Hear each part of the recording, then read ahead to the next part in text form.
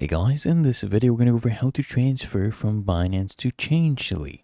Okay, the first thing I want you to understand, Changelly isn't a normal wallet. Okay, it's a crypto exchange platform. So you can come here, you can swap your coins or buy or sell crypto using your wallet address. Now you can come here on Binance and we're going to actually send the coins to a Changelly deposit address to perform an exchange. So you come here.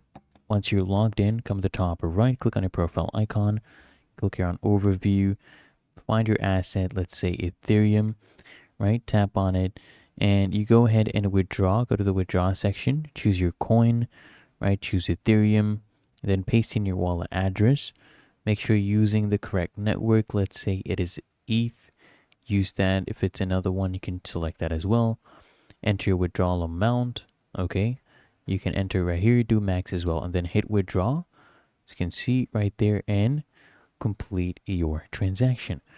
Okay, really that easy. If you found this helpful, make sure you smash that like button and subscribe to App Mentor.